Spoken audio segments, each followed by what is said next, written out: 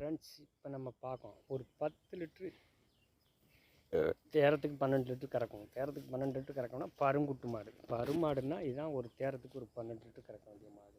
நல்ல வயிற்செட்டு. இந்த பை இப்படி இருக்கணும். இந்த பை இப்படி இருந்தால் தான் தேரத்துக்கு ஒரு 12 லிட்டர் கறக்கும். தேரத்துக்கு 12 24 லிட்டர் கறந்த மாடு. இந்த மடி சுருக்கு, இந்த சுருக்கு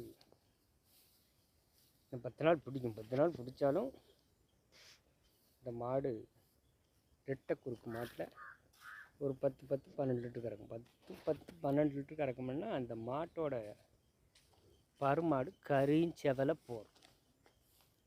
இந்த மாடு என்ன கலரு? கருஞ்செவலை போரில் அந்த நெத்தி சுட்டி, கருஞ்செவலை போரில் நெத்தி சுட்டியில் பருங்குட்டு மாடு.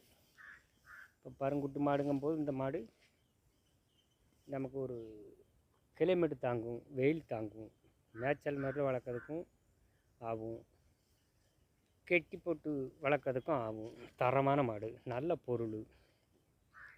பருங்குட்டு மாடுங்கிறது இதுதான். பருங்குட்டு மாட்டில் நல்ல மேனின்னா நல்லா தின்னா தான் அந்த மாடு மேனி ஆகும். இது நல்ல மேனியான மாடு, நல்ல 3ஆயிரத்து மாட்டில் நல்ல தரமான மாடு, நல்ல பொருள்.